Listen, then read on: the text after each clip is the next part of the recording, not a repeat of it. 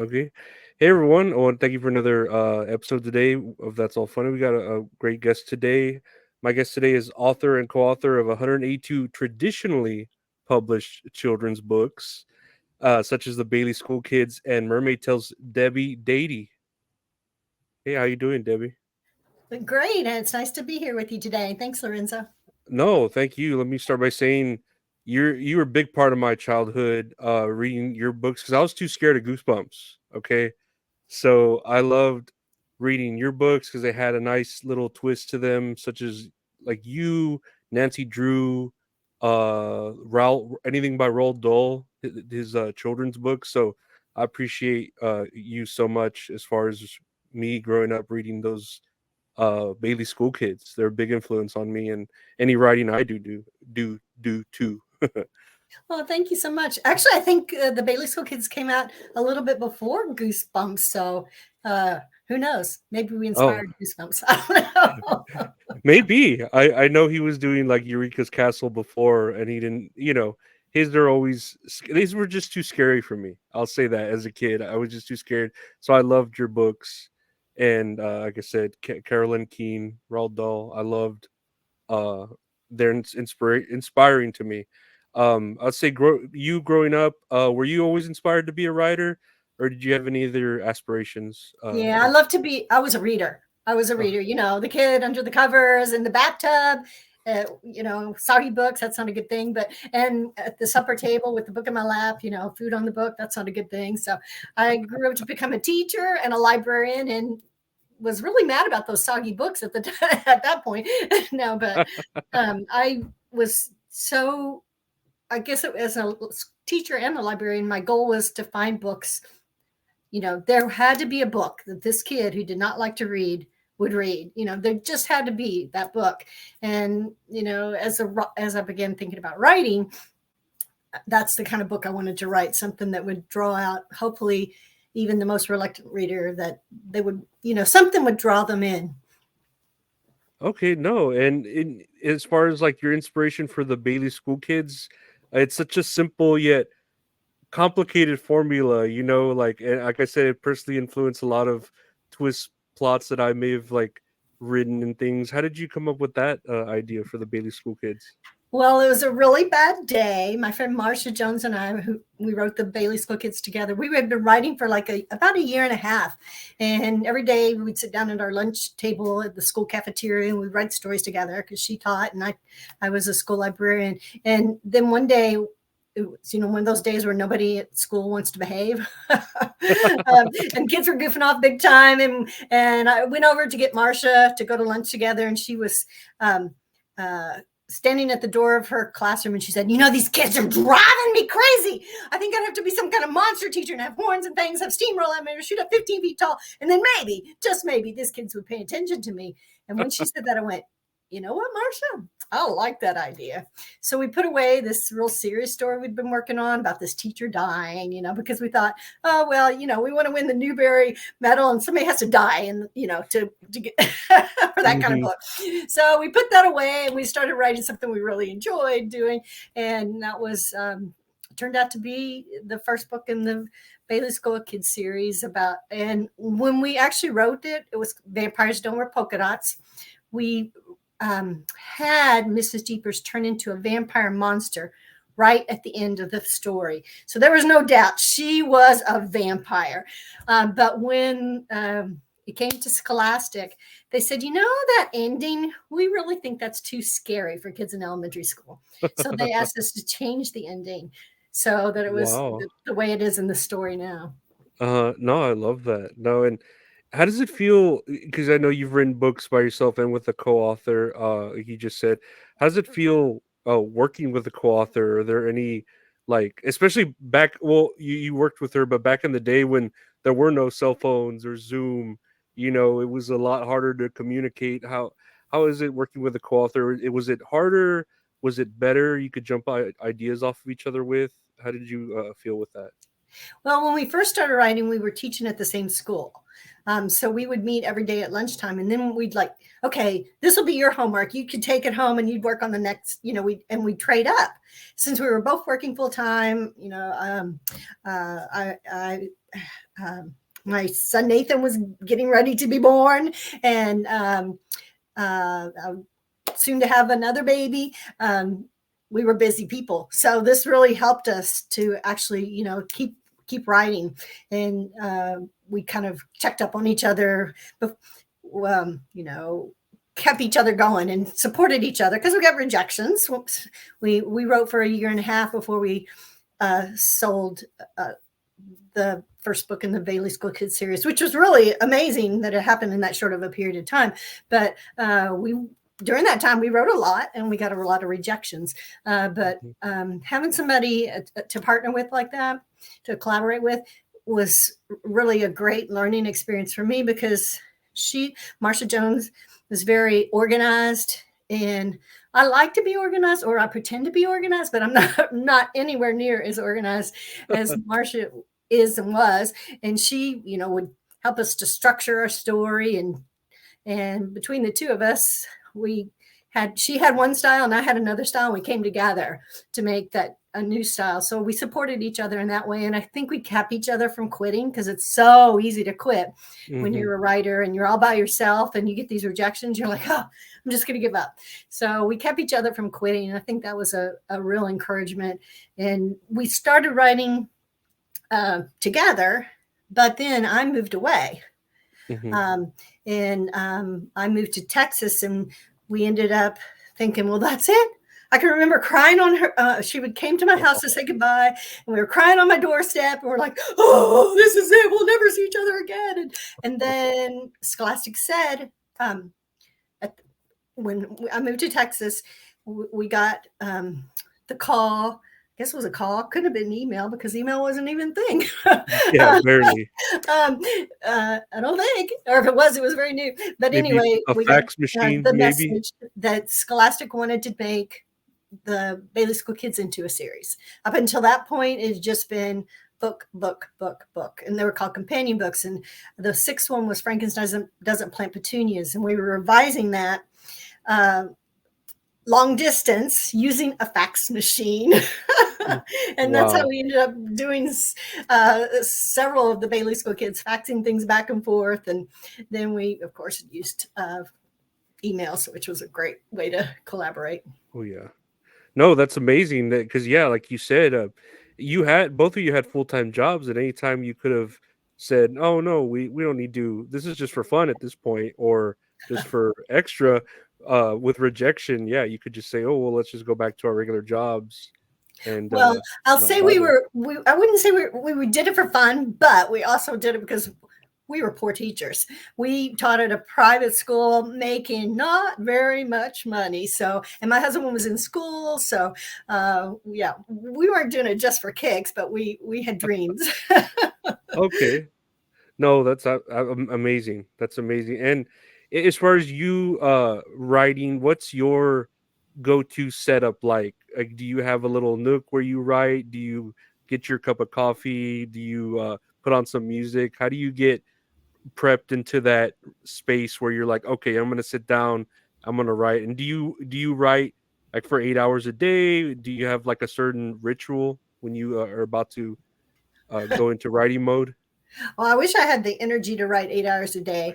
But at first I was writing late at night because I was working full time. And, after I put my son to bed, that would be my writing time. My husband would watch TV and I would do my writing. And then sometimes early in the morning, but usually late at night. And then I first started writing sitting on a bed with the word processor sitting on a table beside me. I didn't actually have a chair because the room wasn't big enough for a chair. So that was how I started writing. And then several houses later, several houses later, I actually had a room it was an Ooh. office. So now I have an office. We just moved to New Hampshire and been trying to set up my office. So now I have an office. It's upstairs in our room, and I have a nice view of some trees out the window. I do usually write in the morning now. I do busy work, checking emails and doing a little bit of social media, which I'm very bad at, but I try. And We're all then bad at it. I then I start working, and I usually take a break at 10 o'clock to walk my two greyhounds, and then take a lunch break, and then do a little bit more in the afternoon. I've always usually ended my writing day about 3-ish, because that's when the kids would come home from school, and I just got into that habit of kind of finishing writing around 3 o'clock, but sometimes some busy work after that. So I do not write for 8 hours. I think I may have a little, I don't know, ADD or whatever. After 30 minutes usually, and I have to do something else. And then, but that's still in your head, even if you're doing something else. Washing dishes or whatever, it's still in your head, and you're still working on it, I think. So that even walking away for a few minutes to put clothes in the laundry or whatever, gives me a chance to, think about what I was writing and maybe do some more. So I'll come back and, maybe work for an hour or whatever, but I'm not one of those people who can sit down 8 hours and just keep going. I have to take breaks and refresh myself. I imagine too, like you said, it's always going on in your head that you might have a story idea you written like 15, maybe 20 years ago in your head, and suddenly, the next plot point hits in your head, and you want to start on that idea again or something. I can imagine that, just washing the dishes or doing the laundry, like, that story that I just have in my head over and over again. No, my husband used to get irritated me because I'd leave notes all around. Well, I've got notes all over my desk right now. Notes everywhere, okay. Oh, this, oh, that. And why do you do that? I'm like, well, I don't know. I can't help myself. No, it's like a physical interpretation of what's going on in your head. There's these ideas here, and they're almost ready. You just need that one little extra whatever, and they're there just for you. I was gonna ask, I'm not sure if you could narrow it down to just one book, or maybe even just the series, but what book in your career it span, so long, are you most proud of writing? Oh, wow. Most proud. Well, I think some hard to narrow down just one. Vampires Don't Wear Polka Dots, because it was our first one, and that was pretty exciting. I worked on one book called Whistler's Hollow for 8 years. So that one I was pretty proud of, because it was based on a story about my grandmother and something that happened to her when she was a little kid, the story that she had told me. But I guess the Bailey School Kids is probably my favorite series, with the Mermaid Tales next, because I worked on those the longest, both of those. So, and The Adventures of the Bailey School Kids I wrote with my friend Marcia. The Bailey School Kids I wrote with by myself, but those are the series, I guess, that I would be most proud of. But another book that really meant a lot to me, and I just was kind of like obsessed writing it. And that was called Never Give Up, Dr. Katie Carrico and the Race for the Future of Vaccines. Because I read this article during COVID about this lady who had spent her whole life, basically almost like 40 years, working on this one technology that people told her it'll never work. Give it up. She was fired from Temple University because her research was dead end. It would never amount to anything. She was demoted from University of Pennsylvania because of the same reason. And lo and behold, mRNA technology saved many, many lives due to the COVID vaccine. And she's determined to make that vaccine, that technology, help people in other ways too. So she's like my hero. And so I wrote that book about her. No, that's amazing. Yeah. No, I had saw on your website that book, and I was like, "Oh wow, this is an amazing like story," Yeah, she's amazing. Well, she's alive today.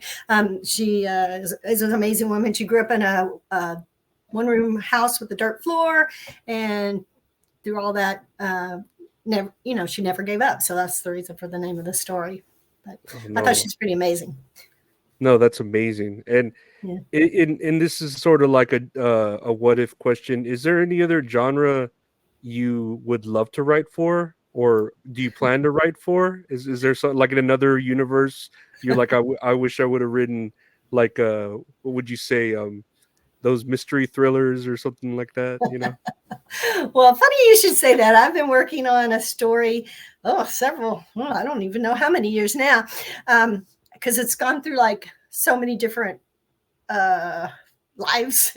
The story Uh-huh. itself. I was thinking today, it's gone through three different titles and different main characters, but I'm still working on it. It's a YA rom com. So if that's not different, Oh. I don't know what is.